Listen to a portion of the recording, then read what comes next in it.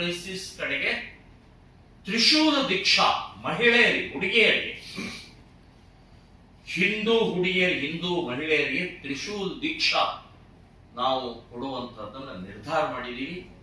ಈಗಾಗಲೇ ಧಾರವಾಡ, ಹುಬ್ಬಳ್ಳಿ, ಗದಗ ಇಲ್ಲಿ ಒಂದು 10 ಕಡೆಗೆ ಈಗಾಗಲೇ ಕೊಟ್ಟಿದ್ದೀವಿ. ಸರ್, ಈಗ ಮೋದಿಯವರು 44 ಬಿಲ್ ಪಾಸ್ ಮಾಡ್ತಾರೆ ಅಂತ ಹೇಳಿದ್ರಿ, ತಿದ್ದುಪಡಿ. ಈಗಾಗಲೇ 10 ವರ್ಷ ಆಡಳಿತ ಮಾಡಿದ್ರು ಈಗ ಕೇಂದ್ರ ಸರ್ಕಾರದಲ್ಲಿ BJP ಅವರು. ಯಾಕೆ ಮತ್ತೆ ಇವತ್ತು ಯಾಕೆ ಬೇಕಾಗಿತ್ತು ತಿದ್ದುಪಡಿ? ನನಗನ್ನಿಸುತ್ತೆ ಎಲ್ಲನೂ ಒಮ್ಮೆಲೆ ಮಾಡೋಕ್ಕಿಂತ ಸೊ ಒಂದೊಂದಾಗಿ ಮಾಡುವಂತಹ ಒಂದು ಯೋಜನೆ ಹಾಕೊಂಡಿರ್ಬೋದು ಕೇಂದ್ರ ಸರ್ಕಾರ. ಇನ್ನು ನಿಮ್ಮ ಪ್ರಶ್ನೆ ನನಗೂ ಕಾಡ್ತಾ ಇದೆ. ಕೆಲವೊಂದು ಗಂಭೀರ ವಿಷಯವನ್ನ ಮೊದಲು ಮಾಡುವಂತ ಅವಶ್ಯಕತೆ ಇದೆ. ಈಗ ವಕ್ಫ್ ಬೋರ್ಡ್ ಇದ್ದು ಕೂಡ ಹಿಂದೆ ಮೆಜಾರಿಟಿ ಇದ್ದಾಗ ಮಾಡಿದ್ರೆ ಒಳ್ಳೇದಾಗ್ತಿತ್ತು. ಜನಸಂಖ್ಯಾ ನಿಯಂತ್ರಣ ಕಾನೂನು ಹಿಂದಿನ ಮೆಜಾರಿಟಿ ಇದ್ದಾಗ ಮಾಡಿದ್ರೆ ಒಳ್ಳೇದಾಗ್ತಿತ್ತು. ಪ್ರಿಯ ವೀಕ್ಷಕರೇ, ಇದು ಕಲ್ಯಾಣ ಕರ್ನಾಟಕ ಕನ್ನಡಿ ಸುದ್ದಿ ವಾಹಿನಿ. ನಾನು ನಿಮ್ಮ ಐನಗೌಡ. ಇಂದು ಶ್ರೀರಾಮ ಸೇನೆಯ ರಾಜ್ಯಾಧ್ಯಕ್ಷರಾದಂತಹ ಪ್ರಮೋದ್ ಮುತಾಲಿಕ್ರವರು ಹೂವಿನಡಗಲಿಗೆ ಆಗಮಿಸಿದ್ರು. ಖಾಸಗಿ ಕಾರ್ಯಕ್ರಮದಲ್ಲಿ ಪಾಲ್ಗೊಳ್ಳಲು ಆಗಮಿಸಿದಂತಹ ಶ್ರೀರಾಮ ಸೇನೆಯ ರಾಜ್ಯಾಧ್ಯಕ್ಷರಾದಂತಹ ಪ್ರಮೋದ್ ಮುತಾಲಿಕ್ರವರು ಮದುವೆ ಕಾರ್ಯಕ್ರಮದಲ್ಲಿ ಪಾಲ್ಗೊಂಡು ಶ್ರೀರಾಮ ಸೇನೆಯ ಏನು ಒಂದು ಕಾರ್ಯಕರ್ತರಾದಂತಹ ಅವರ ಕಾರ್ಯಕರ್ತರ ಮದುವೆಯಲ್ಲಿ ಪಾಲ್ಗೊಂಡು ಮಾಜಿ ಶಾಸಕರಾದಂತಹ ಚಂದ್ರನಾಯ್ಕರವರ ಮನೆಯಲ್ಲಿ ಪತ್ರಿಕಾಗೋಷ್ಠಿಯನ್ನು ನಡೆಸಿದರು. ವಿಜಯನಗರ ಜಿಲ್ಲೆ ಹೂವಿನಹಡಗಲಿ ಪಟ್ಟಣಕ್ಕೆ ಆಗಮಿಸಿದ್ರು ಪ್ರಮೋದ್ ಮುತಾಲಿಕ್ ಅವರು. ಲವ್ ಜಿಹಾದ್ಗಳೇ ಎಚ್ಚರ, ಕೊಡುವೆವು ಉತ್ತರ ಎನ್ನುವಂತಹ ಒಂದು ಘೋಷಣೆಯ ಪಾಪ್ಲೆಟ್ ಏನಿದೆ ಅದನ್ನು ಇಟ್ಕೊಂಡು ಇವತ್ತು ಪತ್ರಿಕಾಗೋಷ್ಠಿಯನ್ನು ನಡೆಸಿದರು. ಮಾಜಿ ಶಾಸಕರಾದಂತಹ ಚಂದ್ರನಾಯ್ಕರವರ ನಿವಾಸದಲ್ಲಿ ಪತ್ರಿಕಾಗೋಷ್ಠಿಯನ್ನು ನಡೆಸಿದರು. ಮಾಜಿ ಶಾಸಕರಾದಂತಹ ಚಂದ್ರನಾಯ್ಕರವರು ಕೂಡ ಪತ್ರಿಕಾಗೋಷ್ಠಿಯಲ್ಲಿ ಉಪಸ್ಥಿತರಿದ್ದರು. ಏನೋ ಒಂದು ಜಿಹಾದ್, ಲವ್ ಜಿಹಾದ್ ನಡೀತಾ ಇದೆ. ಆ ಲವ್ ಜಿಹಾದಿನ ಬಗ್ಗೆ ಒಂದು ಸಹಾಯವಾಣಿಯನ್ನ ತೆರೆದಿದ್ದೇವೆ. ಹಿಂದೂ ಪೋಷಕರು ಇದರ ಸದುಪಯೋಗವನ್ನು ಪಡಿಸಿಕೊಳ್ಬೇಕು ಎನ್ನುವಂತಹ ಮಾತನ್ನು ಕೂಡ ಹೇಳಿದರು. ಅದೇ ರೀತಿಯಾಗಿ ವಕ್ಫ್ ಆಸ್ತಿ ವಿವಾದ ಇದೆ, ಅದರ ಬಗ್ಗೆ ಕೂಡ ಬಹಳಷ್ಟು ಗಂಭೀರವಾದಂತಹ ಚರ್ಚೆಗಳನ್ನು ನಡೆಸಿದರು, ಮಾತನಾಡಿದರು. ಇಂದಿನ ರಾಜಕೀಯ ಪಕ್ಷಗಳ ಬಗ್ಗೆ ಅತೃಪ್ತಿ, ಅಸಮಾಧಾನವನ್ನು ಕೂಡ ವ್ಯಕ್ತಪಡಿಸಿದರು. ಹೊಂದಾಣಿಕೆ ರಾಜಕಾರಣ, ವೋಟ್ ಬ್ಯಾಂಕ್ ರಾಜಕಾರಣ, ಮೋದಿಜಿಯವರ ಬಗ್ಗೆ ವಿಶ್ವಾಸ ಇದೆ, ಮೋದಿಜಿಯವರ ಆಡಳಿತದ ಬಗ್ಗೆ ಹೆಮ್ಮೆ ಇದೆ ಎನ್ನುವಂತಹ ಮಾತನ್ನು ಹೇಳಿದರು. ಪ್ರಧಾನಮಂತ್ರಿಗಳಾದ ಮೋದಿಯವರ ಬಗ್ಗೆ ಒಳ್ಳೆಯ ಅಭಿಪ್ರಾಯವನ್ನು ವ್ಯಕ್ತಪಡಿಸಿದರು. ಶ್ರೀರಾಮ ಸೇನೆಯ ರಾಜ್ಯಾಧ್ಯಕ್ಷರಾದಂತಹ ಪ್ರಮೋದ್ ಮುತಾಲಿಕ್ ಅವರು ಏನು ಈ ಒಂದು ವಕ್ಫ್ ಆಸ್ತಿ ಇದೆ, ಆಸ್ತಿಯ ಕಬಳಿಕೆ ನಡೀತಾ ಇದೆ, ಅದರ ವಿರುದ್ಧವಾಗಿ ಕೇಂದ್ರ ಸರ್ಕಾರ, ಪ್ರಧಾನಮಂತ್ರಿಯವರಾದಂತಹ ಮೋದಿಜಿಯವರು ಇನ್ನು ಕೆಲವೇ ದಿನಗಳಲ್ಲಿ ಡಿಸೆಂಬರ್ನಲ್ಲಿ ಒಂದು ನೂತನ ಕಾಯ್ದೆಯನ್ನು, ತಿದ್ದುಪಡಿ ಕಾಯ್ದೆಯನ್ನು ಜಾರಿಗೊಳಿಸಲಿದ್ದಾರೆ ಎನ್ನುವಂತಹ ಮಾತನ್ನು ಕೂಡ ಹೇಳಿದರು. ಬನ್ನಿ ಮಾತನಾಡಿದ್ದಾರೆ, ಕೇಳೋಣ. ಪತ್ರಿಕಾಗೋಷ್ಠಿಯಲ್ಲಿ ಶ್ರೀರಾಮ ಸೇನೆಯ ರಾಜ್ಯಾಧ್ಯಕ್ಷರಾದಂತಹ ಪ್ರಮೋದ್ ಮುತಾಲಿಕ್ ಅವರು.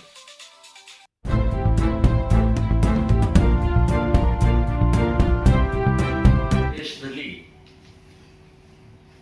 ವಕ್ಫ್ ಬೋರ್ಡ್ ಇದರ ಸಂಬಂಧಪಟ್ಟ ಹಾಗೆ ಬಹಳ ದೊಡ್ಡ ಪ್ರಮಾಣದಲ್ಲಿ ಚರ್ಚೆ, ಚಿಂತನ, ಮಂಥನ ಆಗ್ತಾ ಇದೆ. ಆರೋಪ ಪ್ರತ್ಯಾರೋಪನೂ ನಡೀತಾ ಇದೆ. ವಕ್ಫ್ ಬೋರ್ಡ್ ಇದು ಕಾಂಗ್ರೆಸ್ಸಿನ ಕೊಡುಗೆ. 1954ರಲ್ಲಿ ನೆಹರು ಅದನ್ನು ಕೊಟ್ಟರು. 1995ರಲ್ಲಿ PV ನರಸಿಂಹರಾವ್ ಇನ್ನಷ್ಟು ಅವರಿಗೆ ಪವರ್ ಕೊಟ್ಟರು. 1900 2013ರಲ್ಲಿ ಮನಮೋಹನ್ ಸಿಂಗ್ ಅವರು ಫುಲ್ ಪವರ್ ಕೊಟ್ಟರು, ಪೂರ್ಣ ಅಧಿಕಾರ. ಎಲ್ಲಿವರೆಗೆ ಅಂದ್ರೆ ಸುಪ್ರೀಂ ಕೋರ್ಟ್ ಕೂಡ ಕೇಳಂಗಿಲ್ಲ. ಅವರ ಯಾವ ಜಮೀನು ಕಟ್ಟಡ ಯಾವುದನ್ನ ಆಸ್ತಿಯನ್ನ ಅಂತ ಹೇಳಿ ಬೋರ್ಡ್ ಡಿಕ್ಲೇರ್ ಮಾಡಿದ್ದಾರೆ, ಅದಕ್ಕೆ ಸುಪ್ರೀಂ ಕೋರ್ಟ್ ಕೂಡ ಪ್ರಶ್ನೆ ಮಾಡದೆ ಇರೋ ಹಾಗೆ ಮನಮೋಹನ್ ಸಿಂಗ್ ಅವರು 2013ರಲ್ಲಿ ಕೊಟ್ಟರು. ಅಂದ್ರೆ ಇದು ಕಾಂಗ್ರೆಸ್ಸಿನ ತುಷ್ಟೀಕರಣದ ಒಂದು ದೇಶದ್ರೋಹಿಗೆ ಅಂತ ಹೇಳ್ಬೋದು. ಅತಿಯಾದಂಥ ಹಕ್ಕುಗಳನ್ನ, ಅತಿಯಾದಂಥ ಈ ವಕ್ಫ್ ಬೋರ್ಡಿಗೆ ಕೊಟ್ಟಂತ ಪಾವರ್ ಇದೆ, ದೇಶಕ್ಕೆ ಅಪಾಯಕಾರಿ. ದೇಶ ಇವತ್ತು ಅವರಲ್ಲಿ ಇಲ್ಲಿವರೆಗೆ 1,500 ವರ್ಷ ಆಯ್ತು ಇಸ್ಲಾಂ ಹುಟ್ಟಿ. 1,500 ಹಿಂದೆ ಇಸ್ಲಾಂ ಇರಲಿಲ್ಲ, ಇಸ್ಲಾಂ ದೇಶ ಇರಲಿಲ್ಲ, ಇಸ್ಲಾಮಿನ ಭೂಮಿ ಇರಲಿಲ್ಲ. ಸೊ ಈ 1,500 ವರ್ಷದ ಈಗ ಅವ್ರ ಹತ್ರ 57 ದೇಶಗಳದ. ಇದು ಹೇಗೆ ಬಂತು? ಆಕ್ರಮಣದಿಂದನೇ, ಯುದ್ಧದಿಂದನೇ, ಸೊ ಅತಿಕ್ರಮಣದಿಂದನೇ ಆಗಿದೆ. ಅವರು ವಕ್ಫ್ ಬಗ್ಗೆ ಎಕ್ಸ್ಪ್ಲನೇಷನ್, ವ್ಯಾಖ್ಯಾನ ಮಾಡೋದು ಏನು ಅಂತಂದ್ರೆ, ವಕ್ಫ್ ಅಂದ್ರೆ ಒಬ್ಬ ಮುಸ್ಲಿಂ ತನ್ನ ಆಸ್ತಿಯನ್ನ, ಭೂಮಿ ಇರ್ಬೋದು, ಕಟ್ಟಡ ಇರ್ಬೋದು, ದುಡ್ಡು ಇರ್ಬೋದು, ಇದನ್ನ ವಕ್ಫ್ ದೇವರಿಗೆ ಅಲ್ಲಾನಿಗೆ ಕೊಡೋದು ಅಂತ. ಅಲ್ಲಾನ ಆಸ್ತಿ, ಅಲ್ಲಾನ ದುಡ್ಡು, ಅಲ್ಲಾನ ಕಟ್ಟಡ, ಅದನ್ನ ಬಡ ಮುಸ್ಲಿಮರಿಗೋಸ್ಕರ ಇರುವಂತ ಭೂಮಿ ಕೊಟ್ಟಂತ, ದಾನ ಕೊಟ್ಟಂತ ಭೂಮಿ ಅಥವಾ ಬೇರೆ ವಸ್ತುಗಳು ಏನೋ ಕೊಟ್ಟಿರ್ತಾರ ಅದು. ಆದ್ರೆ 57 ದೇಶಗಳನ್ನೇ ಯಾರು ಕೊಟ್ಟರು ದಾನ? ಯಾರು ಮಾಡಿದ್ರು? ಯಾರೂ ಇಲ್ಲ. ಅತಿಕ್ರಮಣನೆ, ಯುದ್ಧನೇ, ಹಿಂಸೆನೆ, ಕ್ರೌರ್ಯನೇ. ಸೊ ಇದರಿಂದನೇ 57 ದೇಶಗಳನ್ನು ನಿರ್ಮಾಣ ಮಾಡಿದಂತವರು ಭಾರತವನ್ನು ಕೂಡ ಅದೇ ಮಾದರಿಯಲ್ಲಿ ಇಸ್ಲಾಂ ರಾಷ್ಟ್ರ ಮಾಡೋಗೋಸ್ಕರ ಈ ವಕ್ಫ್ ಬೋರ್ಡಿನ ಅತಿಯಾದಂಥ ಹಕ್ಕನ್ನ, ಅತಿಯಾದಂಥ ಪಾವರ್ ಅನ್ನ, ಕಾಯ್ದೆಗಳನ್ನ ರೂಪಿಸಿದ್ದು ಕಾಂಗ್ರೆಸ್ ಮೊದಲನೆಯ ದ್ರೋಹ, ದೇಶದ್ರೋಹಿ ಕೆಲಸ ಮಾಡಿದೆ. ತನ್ನ ಅಧಿಕಾರಕ್ಕಾಗಿ ಈ ರೀತಿಯ ದೇಶಕ್ಕೆ ಗಂಡಾಂತರ ತಂದಿದ್ದು ನಾನು ಕಾಂಗ್ರೆಸ್ನ ನೀತಿಯನ್ನ, ರೀತಿಯನ್ನ ಖಂಡಿಸ್ತಾ ಇದ್ದೀನಿ, ವಿರೋಧಿಸ್ತಾ ಇದ್ದೀನಿ. 2000 ಅಂದ್ರೆ ಇಲ್ಲಿಂದ ಇಲ್ಲಿವರೆಗೆ ಇಡೀ ದೇಶದಲ್ಲಿ ಭೂಮಿ ಎಷ್ಟಿದೆ ಅಂತಂದ್ರೆ 9,40,000 ಎಕರೆ. ಅಂದ್ರೆ ಈ 57 ಮುಸ್ಲಿಂ ರಾಷ್ಟ್ರಗಳಲ್ಲಿ 10 ದೇಶ ಕವರ್ ಆಗುತ್ತೆ. 10 ದೇಶಗಳು ಈ 9,40,000 ಆ ದೇಶಗಳ ಅಷ್ಟು ಕವರೇಜ್ ಈ ಭೂಮಿ ಆಗುತ್ತೆ. ಅಂದ್ರೆ ಏನ್ ಬೇಕಾದ್ ನಡೀತಾ ಇದೆ. ಅವರು ಇಲ್ಲಿವರೆಗೆ ಇಡೀ ಜಗತ್ತಿನಲ್ಲಿ ಆಳಿದ್ ಹೇಗೆ, ಇಸ್ಲಾಂ ಪ್ರತಿಷ್ಠಾಪನೆ ಮಾಡಿದ್ ಹೇಗೆ ಅಂದ್ರೆ 2: ಒಂದು ಭೂಮಿ ಕಬಳಿಸೋದು, 2ನೇದ್ದು ಜನಸಂಖ್ಯಾ ಜಾಸ್ತಿ ಮಾಡ್ಕೊಳ್ಳೋದು. 2ನ್ನ ಮಾಡಿ ಇಸ್ಲಾಂ ಪ್ರತಿಷ್ಠಾಪನೆ ಮಾಡುವಂತಹದ್ದು ಅವರು ಇಲ್ಲಿ ತನಕ ಮಾಡ್ಕೊಂಡು ಬಂದರು. ಸೊ ಈ ದೇಶವನ್ನು ಕೂಡ ಇಸ್ಲಾಂ ಮಾಡಬೇಕು ಅಂತನ್ನುವಂತಹದ್ದೇ ಅವರ ಗುರಿ ಇದೆ ವಿನಃ ಬಡ ಮುಸ್ಲಿಮರಿಗೆ ಸಹಾಯ, ಸಹಕಾರ, ವಿದ್ಯೆ, ಉದ್ಯೋಗ ಕೊಡುವಂತಹದ್ದು ಎಳ್ಳಷ್ಟು ಇಲ್ಲ. ಸೊ ಇದು ಬಹಳ ಸ್ಪಷ್ಟವಾಗಿ ನಾನು ಹೇಳ್ತಾ ಇದ್ದೀನಿ.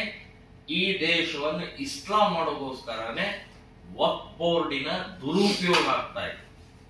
ಸೊ ಇದರ ವಿರುದ್ಧ ಇವತ್ತು ಸನ್ಮಾನ್ಯ ಶ್ರೀ ಪ್ರಧಾನಮಂತ್ರಿ ನರೇಂದ್ರ ಮೋದಿ ಅವರು ಈ 2013, 1095, 1054 ಏನು ಈ ವಕ್ಫ್ ಬೋರ್ಡಿನ ಬೇರೆ ಬೇರೆ ರೀತಿಯ ಅವರಿಗೆ ಹಕ್ಕುಗಳನ್ನು ಕೊಟ್ಟಿದ್ದಾರೆ, ಇದರಲ್ಲಿ 44 ತಿದ್ದುಪಡಿಯನ್ನು ತರೋದು ಅಂತನ್ನುವಂತ ನಿರ್ಣಯವನ್ನು ತಗೊಂಡಿದ್ದಾರೆ. ಪಾರ್ಲಿಮೆಂಟ್ ನಲ್ಲಿ ಆಲ್ರೆಡಿ ಬಿಲ್ ಅನ್ನು ಇಟ್ಟಿದ್ದಾರೆ.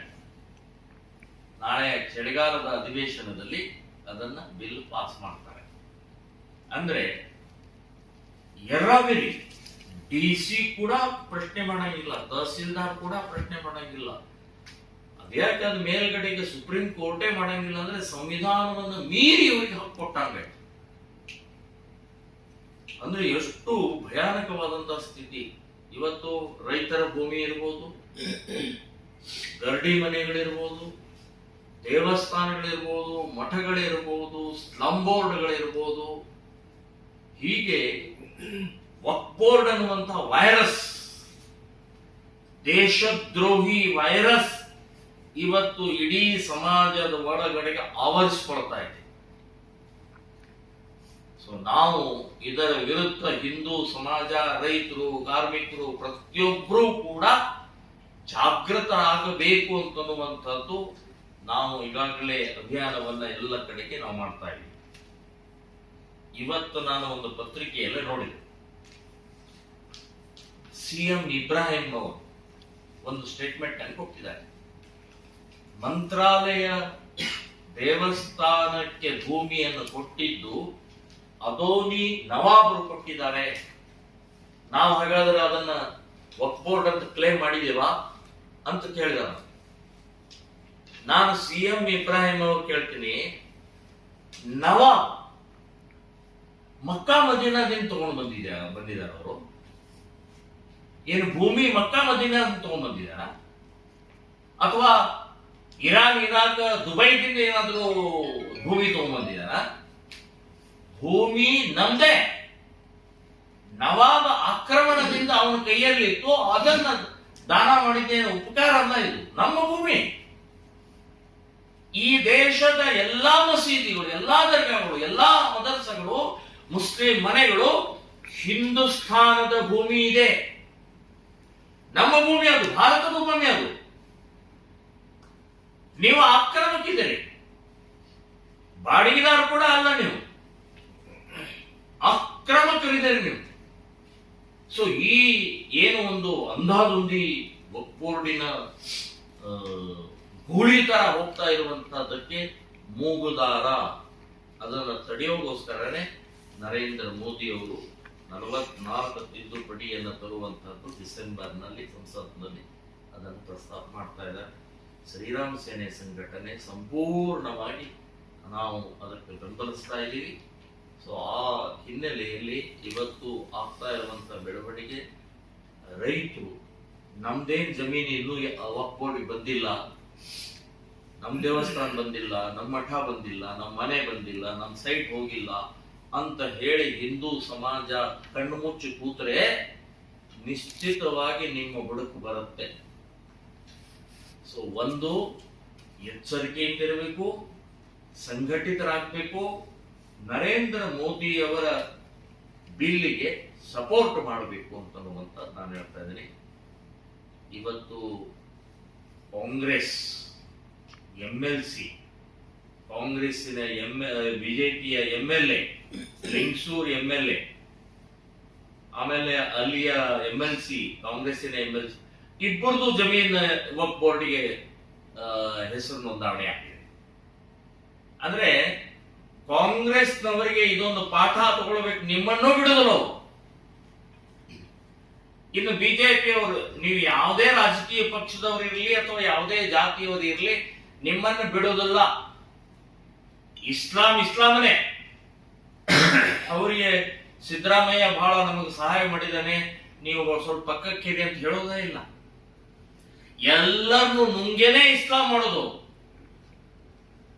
ಸೊ ಇದು ಇಡೀ ಹಿಂದೂ ಸಮಾಜವನ್ನ, ಜಾತಿ, ಮತ, ಪ್ರಾಂತ, ಪಕ್ಷವನ್ನ ಬಿಟ್ಟು ದೇಶಕ್ಕಾಗಿ ಈ ಬಿಲ್ ಅನ್ನ ಪಾಸ್ ಮಾಡೋಗೋಸ್ಕರ ಪೂರ್ಣ ಪ್ರಮಾಣದಲ್ಲಿ ಬೆಂಬಲಿಸಬೇಕು, ಧ್ವನಿ ಎತ್ತಬೇಕು ಅನ್ನುವಂತಹದ್ದು ನಾನು ಮೊದಲೇ ವಿಷಯವನ್ನು ತಮ್ಮ ಮುಂದೆ ಹೇಳಿದೆ.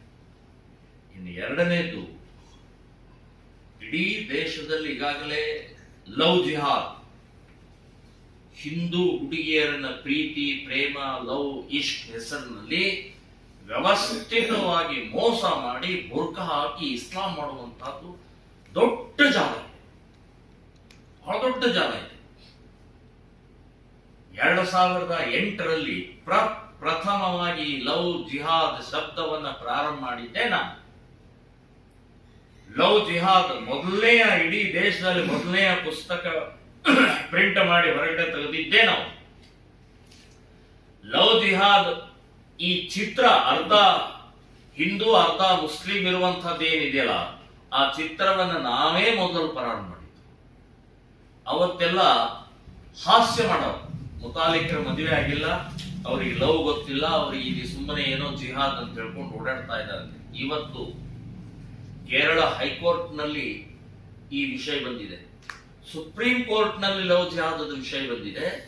3 ರಾಜ್ಯಗಳಲ್ಲಿ ಲವ್ ಜಿಹಾದ್ ವಿರುದ್ಧ ಕಾನೂನು ರಚನೆ ಆಗಿದೆ.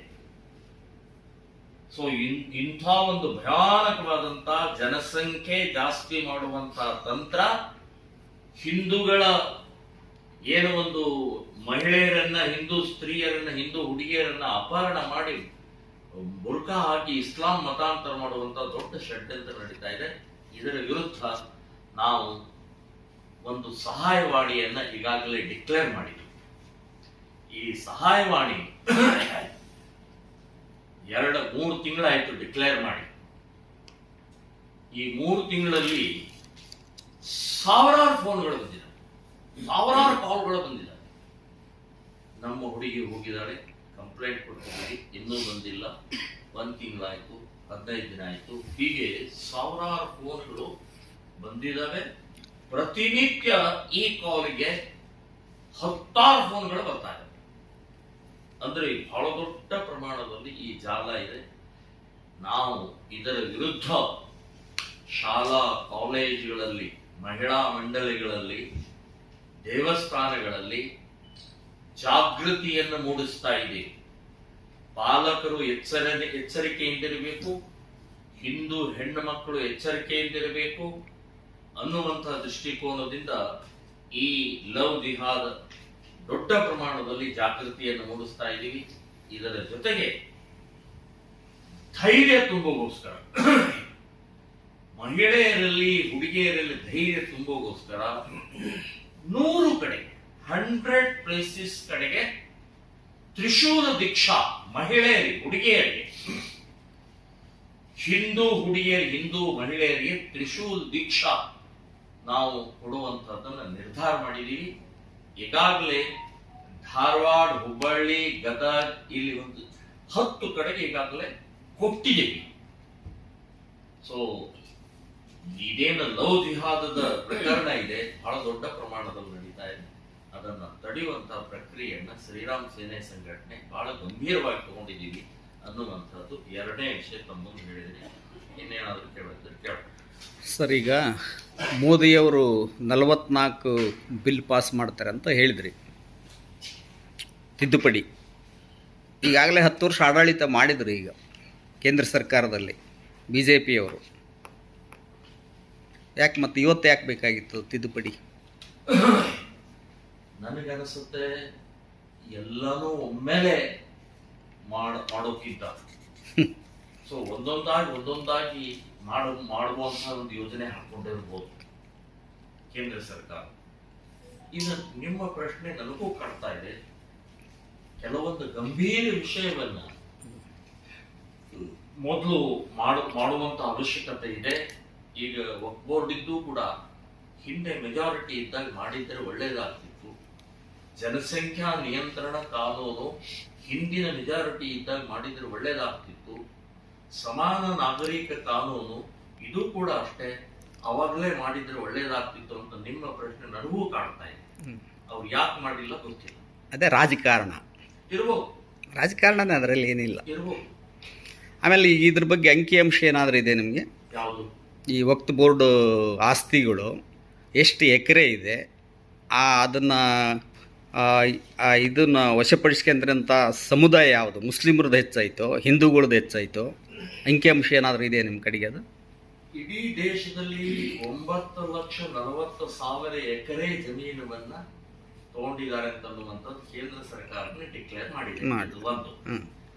ಇನ್ನು ಆರ್ಕಿಯಾಲಜಿಕಲ್ ಡಿಪಾರ್ಟ್ಮೆಂಟ್ ಮಾನ್ಯುಮೆಂಟ್ಗಳು ಕೂಡ ಇದು ವಕ್ಫ್ ಬೋರ್ಡ್ ಅಂತ ಹೇಳಿ ತಗೊಂಡಿದ್ದಾರೆ. ಉದಾಹರಣೆಗೆ ನಾನೇ ಹೋರಾಟ ಮಾಡಿದ್ದು 2004ರಲ್ಲಿ ವಿಜಯಪುರ. ಸರ್, ಅದು ಸತ್ಯ. ಅದರಲ್ಲಿ ಮುಸ್ಲಿಮರೇ ಹೆಚ್ಚು ಭೂಮಿ ಒಡೆಯರು ಮುಸ್ಲಿಮರೇ ಹೆಚ್ಚಿನ ಸಂಖ್ಯೆಯಲ್ಲಿದ್ದಾರೆ.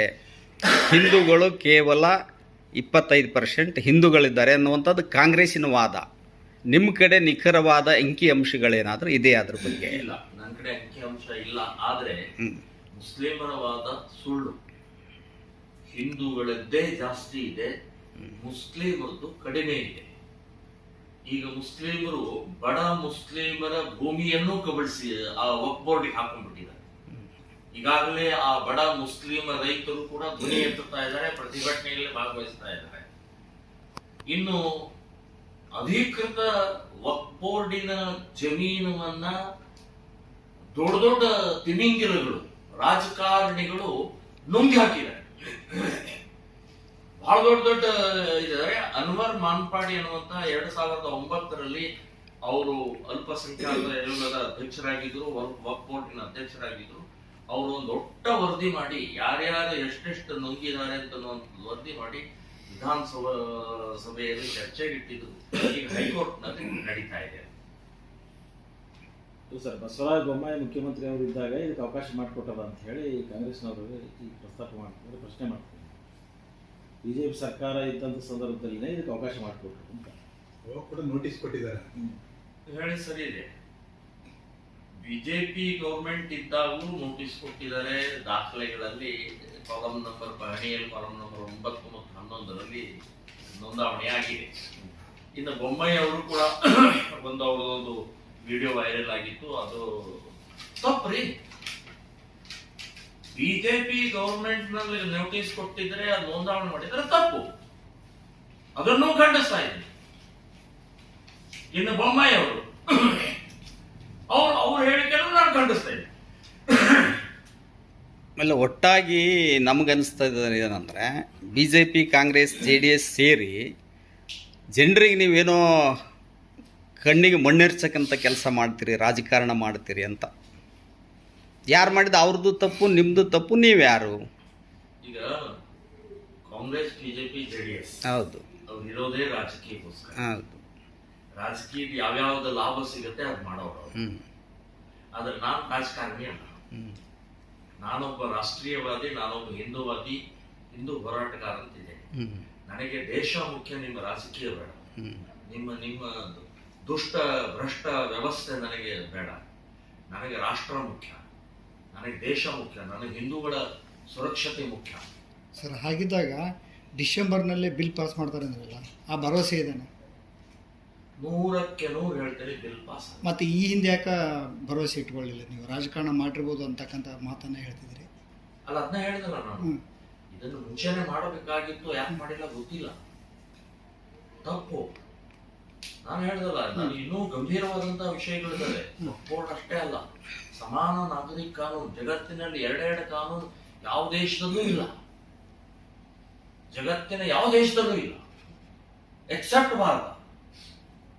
ಈ BJP ನಿಯಂತ್ರಣ ಕಾನೂನು. ಸರಿ, BJP, RSS, ಶ್ರೀರಾಮ ಸೇನೆ ಯಾವಾಗ ಹುಟ್ಟಿಕೊಂಡ್ವು? ನಿನ್ನೆ ಮೊನ್ನೆ ಹುಟ್ಟಿದವಾ? RSS 100 ವರ್ಷ ಆಯ್ತು. ಶ್ರೀರಾಮ ಸೇನೆ 21 ವರ್ಷ ಆಯ್ತು. BJP 51ರಲ್ಲಿ ಸ್ಟಾರ್ಟ್ ಆಗಿದೆ. ಕಡಿಮೆ ಆಯ್ತು. ಅಲ್ಲ, ಅದು 40 ವರ್ಷ ಆಯ್ತು ಅನ್ಕೊಂಡು. ಈ 40 ವರ್ಷದ ಅವಧಿ ಅದು ಸುದೀರ್ಘವಾದಂಥ ಅವಧಿನೇ. ಈಗ ನೀವು ಹೇಳಿದ್ರಿ ಅವ್ರ ಜನಸಂಖ್ಯೆ ಹೆಚ್ಚು ಮಾಡ್ಕೊಂಡ್ರು, ಅದನ್ನು ಮಾಡಿದ್ರು, ಇದನ್ನು ಮಾಡಿದ್ರು. ಮತ್ತು ನಿಮ್ಮೆಲ್ಲರ ಕೊಡುಗೆ ಏನು ನಿಯಂತ್ರಣಕ್ಕೆ? ಯಾಕೆ ನೀವು ದೇಶದ ಅಭಿಮಾನವನ್ನು ಇಟ್ಟುಕೊಂಡು ನಿಮ್ಮ ಸಾಧನೆಗಳೇನು? ಭಾಷಣಗಳು, ಘೋಷಣೆಗಳು ಇವೇ ಆದವು? ಏನಾದವು ನಿಮ್ಮ? ಅಲ್ಲ, ಅವು ಪಾಂಪ್ಲೆಂಟ್ಗಳು ಸಾಕಷ್ಟು ಬರ್ತವೆ. ಉತ್ತರ ಕೊಡ್ತೀನಿ ನಾನು. ಹೇಳ್ರಿ. ಈ 21 ವರ್ಷದಲ್ಲಿ 4600 ಹುಡುಗಿಯರನ್ನ ವಾಪಸ್ ತಂದಿದೀವಿ. ಹ್ಮ್ ಅವ್ರು ಹಿಂದೂ ಮನೆಗಳಿಗೆ ಸೇರಿಸಿ ಹಿಂದೂ ಹುಡುಗನ ಜೊತೆಗೆ ಮದುವೆ ಮಾಡಿದೀವಿ. ಹ್ಮ್ 26,000 ಗೋಮಾತೆಯನ್ನು ಉಳಿಸಿ ಕಸಾಯಿಖಾನೆಗೆ ಹೋಗೋದನ್ನು ಉಳಿಸಿ ಅವುಗಳನ್ನ ರೈತರಿಗೆ ಕೊಟ್ಟಿದೀವಿ. ಅದು ಎಷ್ಟು ಪರ್ಸೆಂಟ್ ನಿಮ್ ಪ್ರಕಾರ? ಈಗ ನಮ್ಮ ಶಕ್ತಿ ಸರ್ ಈಗ 21,000 ಮಂತ್ರಿ ಇದ್ದಿದ್ರೆ ಸರ್ ಅದೇ ಇಲ್ಲ ಮುಖ್ಯ ನಿಮಗೆ ಅದ್ರ ಬಗ್ಗೆ ಇತ್ತಲ್ಲ ಕಾಳಜಿ. ನಿಮ್ದೊಂದು ಸೈನ್ಯ ಇದೆ, ಮುಖ್ಯಮಂತ್ರಿ ಆಗಲಿ ಅವ್ರ ಅಪ್ಪ ಆಗಲಿ ನಿಯಂತ್ರಣ ಮಾಡಬೇಕು. ನಿಜವಾದ ದೇಶಭಕ್ತಿ, ನಿಜವಾದ ಹಿಂದೂ ಕಳಕಳಿ ಅಂದರೆ 21,000 ಎಷ್ಟು ಪರ್ಸೆಂಟ್ ನಿಮ್ಮ ಪ್ರಕಾರ? ಗೋ ರಕ್ಷಣೆ ಎಷ್ಟು ಪರ್ಸೆಂಟು? 1% ಅಲ್ಲ, ಅದೇ. ಆದ್ರೆ ನಿಮ್ಮ ಸಾಧನೆಗಳು ಏನು? ನಮ್ಮ ಅಧಿಕಾರ ನಮ್ಮ ಕಡೆ ಇದೆಯಾ ಸರ್? ಅಧಿಕಾರ 20 ವರ್ಷ ಬಿಜೆಪಿ ಮಾಡೋದು ನೀವು. ಈಗ ಸರ್ ಈಗ ನೀವು ಈಗ ನೀವು ಸಂಘಟಕ ಇಲ್ಲ ಅಲ್ಲ. ಇತ್ತೀಚೆಗೆ ಈಗ ನನ್ನ ಎಷ್ಟು ಶಕ್ತಿ ಇದೆ ಅಷ್ಟು ಮಾಡ್ತಾ ಇದ್ದೇನೆ. ಇತ್ತೀಚೆಗೆ ನೀವು ಒಬ್ಬ ರಾಜಕಾರಣಿನೇ, ನೀವು ಬಿಜೆಪಿನೇ. ಇತ್ತೀಚೆಗೆ ನೀವು ಶ್ರೀರಾಮ ಸೇನೆ ಅಲ್ಲ. ನಾನು ಎಂದೂ ಬಿಜೆಪಿ ಸೇರಿಲ್ಲ. ಬಿಜೆಪಿ ಇಲ್ಲ ನೀವು? ಇಲ್ಲ. ಮೊನ್ನೆ ಕಾರ್ಕಳದಲ್ಲಿ ಯಾವ ಪಕ್ಷದಿಂದ ಸ್ಪರ್ಧೆ ಪಕ್ಷೇತರ ನಿಂತಿದ್ರೆ? ಅದು ಕೂಡ ಬಿಜೆಪಿ ವಿರುದ್ಧ ನಿಂತ್ಕೊಂಡಿದ್ದೆ ನಾನು. ಪರೋಕ್ಷವಾಗಿ ಬಿಜೆಪಿಗೆ ಸಪೋರ್ಟ್ ಆಗಿದ್ರಿ? ಬಿಜೆಪಿ ವಿರುದ್ಧ ಪರೋಕ್ಷ ಏನ್ ಸಪೋರ್ಟ್ ಆಗುತ್ತೀರಿ? ಅಲ್ಲ, ಮೋದಿಜಿ ಅವರ ಆಡಳಿತದ ಬಗ್ಗೆ ಏನ್ ಹೇಳ್ತೀರಿ? ಮೋದಿಜಿ ಆಡಳಿತ ವೆರಿ ಗುಡ್. ಇನ್ನು ಉಳಿದವರೆಲ್ಲ ವೆರಿ ಬ್ಯಾಡ್. ಮತ್ತೆ ಅವರೆಲ್ಲ ಯಾಕೆ ಇರಬೇಕು? ಅಲ್ಲ, ಯಾಕೆ ಇರ್ಬೇಕು ಅಂತ ಅದಕ್ಕೆ 66 ತಂದು ನಿಲ್ಲಿಸ್ಬಿಟ್ಟಿದಾರಲ್ಲ. 66 ತಂದು ನಿಲ್ಲಿಸಿದ್ದು ಅವ್ರ ಮುಸುಡಿ ಅವ್ರ ಕೆಲಸ ಮಾಡಿದ ಇದಕ್ಕೆ ಜನ ಅವ್ರನ್ನ ಉಗಿದು ಕೂಡಿಸಿದಾರ. ಈಗ ಬಿಜೆಪಿಯಲ್ಲಿ ನಿಮ್ಮಂಥವ್ರು, ಚಂದ್ರನಾಯಕರಂಥವ್ರು ಏನಾದವು ನಿಮ್ಮೆಲ್ಲ ಪರಿಸ್ಥಿತಿಗಳು? ಅಲ್ಲ, ಈಗ ರಾಜಕೀಯದ ನನಗೆ ಇವತ್ತಿನ ದಿನದಲ್ಲಿ ಟೋಟಲ್ ಕೂಲ್ಗೆಟ್ ಹೋಗಿದೆ. ನಾನು ಹೇಳೋದು, ನಾವು ಸುಧಾರಣೆ ಮಾಡಲಾರದಷ್ಟು ಇವತ್ತು ಹೋಗ್ಬಿಟ್ಟು ಈಗ ನಮ್ಮ ಹಿಂದುತ್ವದ ದೃಷ್ಟಿಯಿಂದ ನಮ್ಮ ಕಡೆಯಿಂದ ಎಷ್ಟಾಗುತ್ತೆ ಅಷ್ಟು ಮಾಡುವಂತ ನಿರ್ಧಾರವನ್ನು ಮಾಡ್ತಾರೆ. ಆಮೇಲೆ ನಿಮ್ಮ ಶ್ರೀರಾಮ ಸೇನೆ ವಿಶೇಷವಾಗಿ ಮುತಾಲಿಕ್ ಅವ್ರ ಬಗ್ಗೆ ಇರುವಂಥ ಒಂದು ಆರೋಪ, ಎಲ್ಲೋ ಹಿಂದೂ ಮುಸ್ಲಿಮು ಹುಡುಗ ಹುಡುಗಿ ಗಲಾಟೆ ಆದಲ್ಲಿ ಮಾತ್ರ ಅವರು ಏನೋ ಒಂದು ಹೋರಾಟ ಅಂತ ಹೋಗ್ತಾರೆ. ಹಿಂದೂಗಳಲ್ಲೇ ಮೇಲ್ಜಾತಿ ಕೆಳಜಾತಿ ಅಂತ ಹೋಗಿ ಕೊಲೆಯಾಗಿ ರೇಫ್ ಆಗಿ ಏನೇ ಆದರೂ ಕೂಡ ಅದರ ತಂಟಿಗೆ ಮುತಾಲಿಬ್ ಹೋಗೋದಿಲ್ಲ. ಹಿಂದೂಗಳ ರಕ್ಷಕರು ಅಂತ ಹೇಳ್ತಾರೆ. ಹುಡುಗನೂ ಹಿಂದೂ ಇರ್ತಾನೆ, ಹುಡುಗಿನೂ ಹಿಂದೂ ಇರ್ತಾಳೆ. ಆದರೆ ಹುಡುಗ ಮೇಲ್ಜಾತಿ ಇರ್ತಾನೆ, ಹುಡುಗಿ ಕೆಳಜಾತಿ ಇರ್ತಾಳೆ. ಹಂಗಾಗಿ ಮುತಾಲಿಬ್ರು ಎಲ್ಲಿಯೋ ಅಂಥ ಪ್ರಕರಣಗಳಲ್ಲಿ ಅವ್ರು ಪಾಲ್ಗೊಳ್ಳೋದಿಲ್ಲ ಅನ್ನುವಂಥದ್ದೊಂದು ಆರೋಪ. ಇಲ್ಲ, ನಾನು ಆ ರೀತಿ ಒಂದು ಇದು ಯಾಕೆ ಲವ್ ಜಿಹಾದ್ ವಿಶೇಷವಾಗಿ ಅಂತಂದ್ರೆ ನಮ್ಮ ಹಿಂದೂ ಹುಡುಗಿಯರ ಸರ್ ಲವ್ ಜಿಹಾದ್ ಬಿಟ್ಬಿಟ್ರಿ ಈಗ? ಅಲ್ಲಲ್ಲ, ನೀವು ಮದುವೆ ಅಂತ ಹೇಳಿದ್ರಲ್ಲ. ಮದುವೆ ಅಲ್ಲ, ರೇಪ್ ಕೇಸ್ಗಳು ಆಗ್ತವೆ. ಈಗ ನೀವು ಹಿಂದೂ ಮಹಿಳೆಯರ ರಕ್ಷಣೆ ನಿಮ್ಮ ಕರ್ತವ್ಯ, ಹಿಂದೂ ಹುಡುಗಿಯರ ರಕ್ಷಣೆ ನಿಮ್ಮ ಕರ್ತವ್ಯ. ಹಿಂದೂ ಹುಡುಗಿಯರು ಎಷ್ಟು ಜನ ರೇಪ್ ಆಗಿವೆ, ಎಷ್ಟು ಜನ ಮರ್ಡರ್ ಆಗಿವೆ, ತಾವು ಎಲ್ಲಿ ಭಾಗವಹಿಸಿದಿರಿ, ಎಲ್ಲಿ ಕೇಸ್ ಮಾಡಿದಿರಿ, ಹಿಂದೂ ಹುಡುಗನ್ನ ಎಲ್ಲಿ ಅರೆಸ್ಟ್ ಮಾಡಿದಿರಿ ಅಂತ ಪ್ರಕರಣಗಳಲ್ಲಿ ಎಷ್ಟು ನಿಮ್ಮ ಕೈಯಲ್ಲಿವೆ? ನೋಡಿ, ಅದಕ್ಕೆ ಕಾನೂನು ಇದೆ. ಅಯ್ಯ, ಮತ್ತೆ ಇದಕ್ಕೂ ಕಾನೂನು ಇರುತ್ತೆ ಸರ್. ಹಿಂದೂ ಹುಡುಗಿ ಮುಸ್ಲಿಂ ಹುಡುಗ ಪೊಲೀಸ್ ಸ್ಟೇಷನ್ ಹೋದ್ರೆ ವಯಸ್ಸು ಕೇಳ್ತಾರೆ. ಅವ್ರಿಬ್ಬರದು ಅನಿಸಿಕೆ ಕೇಳ್ಕೊಂಡು ನಮ್ ಕೈಯಲ್ಲಿ ಇಲ್ಲ ಅಂತ ಹೇಳಿ ಬಿಟ್ಟು ಕಳಿಸ್ತಾರ. ಸರ್ ಒಂದು ಹಿಂದೂ ಹುಡುಗಿ ಕಾನೂನು ಇಲ್ಲ ಅಂತ ಅನ್ನೋದಕ್ಕೆ ನಾ ಹೇಳಿದೆ ಸರ್.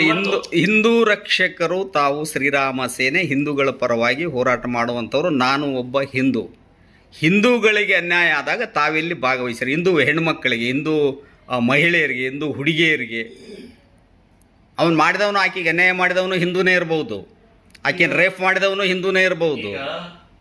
ಆ ಸಂದರ್ಭದಲ್ಲೂ ಖಂಡಿಸಿದ್ದೀನಿ, ವಿರೋಧ ಮಾಡಿದ್ದೀನಿ. ಅದೇ ಎಷ್ಟು ಪ್ರಕರಣಗಳು ಎಲ್ಲಿ?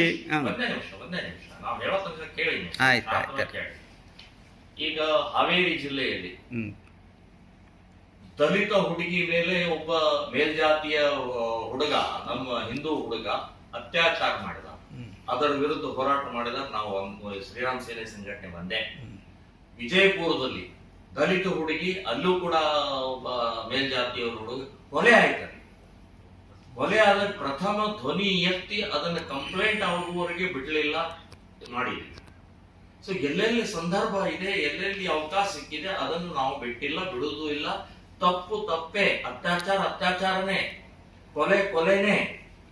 ಆದ್ರೆ ಈ ಲವ್ ಜಿಹಾದ್ ಯಾಕೆ ಅಂದ್ರೆ ಹಿಂದೂ ಹುಡುಗಿಯರ ರಕ್ಷಣೆ ಇಲ್ಲ, ಆಗ್ತಾ ಇಲ್ಲ. ದೊಡ್ಡ ಜಾಲ ಇದೆ, ನಮ್ಮ ಸಂಸ್ಕೃತಿ ಹೋಗ್ತಾ ಇದೆ. ಒಂದು ಹುಡುಗಿ ಹೋಗ್ತಾ ಇಲ್ಲ, ಮಾತೃ ದೇವೋ ಭವ ಅನ್ನುವಂತ ಒಂದು ಸಂಸ್ಕೃತಿ ಹೋಗ್ತಾ ಇದೆ. ಒಂದು ಶತ್ರು ನಿರ್ಮಾಣ ಆಗ್ತಾ ಇದ್ದಾರೆ. ಸರ್ ಅದೇ ಹಿಂದೂ ಹುಡುಗಿಯರ ರಕ್ಷಣೆ ಅಂತಂದು ಹೇಳಿದ್ರೆ ನೀವು ಯಾವ ಕಾನ್ಸೆಪ್ಟ್ನಲ್ಲಿ ಹೇಳ್ತೀರಿ? ಹಿಂದೂ ಹುಡುಗಿಯರ ರಕ್ಷಣೆ ಧರ್ಮೇತರವಾಗಿರ್ತಕ್ಕಂಥವ್ರ ವಿರೋಧದಿಂದ ರಕ್ಷಣೆನಾ ಅಥವಾ ಹಿಂದೂ ಹುಡುಗಿಯರ ಬಹುತೇಕವಾಗಿರ್ತಕ್ಕಂಥ ರಕ್ಷಣೆನಾ? ಅಲ್ಲ, ಮುಸ್ಲಿಂ ಕ್ರಿಶ್ಚಿಯನ್ರ ಜೊತೆಗೆ ಹೋದ್ರೆ ಹಾ. ನಾವು ಅದನ್ನು ತಡಿತಾ ಇದ್ದೀವಿ. ಹಾಂ, ಅದೇ ಹಿಂದೂ ಹುಡುಗಿ ರಕ್ಷಣೆ ಮಾಡ್ತೀವಿ, ಹಾಂ, ನಾವು ಅದನ್ನು ರಕ್ಷಣೆ ಮಾಡ್ತೀವಿ. ಹಿಂದೂಗಳಿಂದ ಹಿಂದೂಗಳಿಗೆ ಅನ್ಯಾಯ ಅಂದ್ರೆ ಅವ್ರಿಗೆ ಸಂಬಂಧ ಇಲ್ಲ. ಸಂಬಂಧ ಇಲ್ಲ. ಅಲ್ಲ, ಅದನ್ನ ಖಂಡಿಸ್ತಾ ಇದ್ದೀವಿ. ಅಲ್ಲ ಅಲ್ಲ ಸರ್, ನನ್ನ ಕಾನ್ಸೆಪ್ಟು ಅದೇ. ಈಗ ನೀವು ಹೇಳಿದ್ರೆ ಮುಸ್ಲಿಮರಿಂದ ಕ್ರಿಶ್ಚಿಯನ್ನಿಂದ ಹೋದ್ರೆ ಮಾತ್ರ ರಕ್ಷಣೆ ಮಾಡ್ತಾರೆ. ಅದೇ ಬೇರೆ ಇದು ಜಾತಿಯಿಂದ ಧರ್ಮ ಅಂದರೆ ಮತ್ತೆ ಧರ್ಮದೊಳಗೆ, ಹಿಂದೂ ಧರ್ಮದೊಳಗೆ ಅನೇಕ ರೀತಿಯಾಗಿರ್ತಕ್ಕಂಥ ಸ್ತರಗಳಿವೆ, ಜಾತಿ ವ್ಯವಸ್ಥೆ ಬರ್ತದೆ. ಅಲ್ಲಿ ಅಕಸ್ಮಾತಾಗಿ ನನ್ನ ಸ್ನೇಹಿತ ಕೇಳಿದ ಹಾಗೆ ಬೇರೆ ರೀತಿಯಾಗಿರ್ತಕ್ಕಂಥ ಜಾತಿಯ ಹುಡುಗನಿಂದ ಸಮಸ್ಯೆ ಆದಾಗ ನೀವು ಅದಕ್ಕೆ ರಕ್ಷಣೆ ಕೊಡೋದಿಲ್ಲ. ರಕ್ಷಣೆ ಅಂತನೂ ಪ್ರಶ್ನೆ ಇಲ್ಲ, ಅದನ್ನು ಖಂಡಿಸ್ತೀವಿ, ವಿರೋಧಿಸ್ತೀವಿ, ಪ್ರತಿಭಟಿಸ್ತೀವಿ. ಕಂಪ್ಲೇಂಟ್ ಆಗುವವರೆಗೆ ಅದನ್ನು ಬಿಡೋಲ್ಲ. ನಮ್ಮ ಎಲ್ಲೆಲ್ಲಿ ಸಂಘಟನೆಯ ಇದಿದೆ ಅದನ್ನು ಸಂಪೂರ್ಣವಾಗಿ ಅದಕ್ಕೆ ಸಂಬಂಧಪಟ್ಟಾಗ ಮಾಡ್ತೀವಿ. ಇದನ್ನು ಯಾಕೆ ವಿಶೇಷವಾಗಿ ನಾವು ಲಕ್ಷ್ಯ ಕೊಡ್ತೀವಿ ಅಂತಂದ್ರೆ, ದೇಶಕ್ಕೆ ಅಪಾಯ ಇದೆ. ಇಡೀ ದೇಶವನ್ನೇ ನುಂಗಿ ಹಾಕುವಂತ ವ್ಯವಸ್ಥೆ ಇದರಲ್ಲಿದೆ. ಸ್ವಾಮಿ ವಿವೇಕಾನಂದರು ಹೇಳಿದ್ರು, ಒಬ್ಬ ಕ್ರಿಶ್ಚಿಯನ್, ನಮ್ಮ ಹಿಂದೂ ಧರ್ಮದಿಂದ ಒಬ್ಬ ಕ್ರಿಶ್ಚಿಯನ್ ಆಗೋದಷ್ಟೇ ಅಲ್ಲ, ಮತಾಂತರ ಅಲ್ಲ, ಇದು ದೇಶಾಂತರ ಅಂತ ಹೇಳಿದ್ರು. ಅವನು ವ್ಯಾಟಿಕನ್ ಸಿಟಿಗೆ ಜೈಕಾರ ಆಗ್ತಾನೆ, ಅಲ್ಲಿ ಹೋಗಿ ಬರ್ತಾನ ಅವನು. ಮುಸ್ಲಿಂ ಅದವನು ಮಕ್ಕಾ ಮದೀನಾಗೆ ಹೋಗಿ ಬರ್ತಾನ ಅವನು. ಇಲ್ಲಿಯ ಹಿಂದೂಗಳ ಕೊಲೆ ಅತ್ಯಾಚಾರ ಅವನೇನು ಮಕ್ಕಾ ಮದೀನಾ ಅಥವಾ ವ್ಯಾಟಿಕನ್ ಸಿಟಿಗೆ ಹೋಗಲ್ಲ. ಅವನು ಇಲ್ಲೇ ಇರ್ತಾನ, ಇಲ್ಲೇ ಸಾಯ್ತಾನ, ಇಲ್ಲೇ ಜೈಲಿಗೆ ಹೋಗ್ತಾನ. ಆದ್ರೆ ಇವರು ದೇಶದ್ರೋಹಿ ಪ್ರಕ್ರಿಯೆ ಇದೆಯಲ್ಲ, ಇದಕ್ಕೋಸ್ಕರ ಜಾಸ್ತಿ ಲಕ್ಷ್ಯ ಕೊಡ್ತಾ ಇದ್ದೀವಿ. ಈ ಮಣಿಪುರ ಇಶ್ಯೂ ಬಗ್ಗೆ ಏನು ಹೇಳ್ತೀರಿ ಸರ್? ಮಣಿಪುರ ಇಶ್ಯೂ ಕ್ರಿಶ್ಚಿಯನ್ರು ಮತ್ತು ಅಲ್ಲಿ ಬುಡಕಟ್ಟು ಜನಾಂಗದ ಮಧ್ಯದಲ್ಲಿ ನಡೀತಾ ಇರುವಂತಹ ಇದು. ಎಲ್ಲಿ ಕ್ರಿಶ್ಚಿಯನ್ ಬುಡಕಟ್ಟು ಜನಾಂಗದ ಮತಾಂತರ ಮಾಡ್ತಾರೆ, ಮಣಿಪುರ ಒಂದು ಉದಾಹರಣೆ ಇದೆ. ಬೋಡೋ ಭೂಮಿ, ಬೋಡೋ ಲ್ಯಾಂಡ್ ಮಾಡ್ತಾ ಇದ್ದಾರೆ. ನಾಗಾ ಭೂಮಿ, ನಾಗಾ ಲ್ಯಾಂಡ್ ಆಯ್ತು. ಲ್ಯಾಂಡ್ ಎಲ್ಲಿದೆ ಇದು?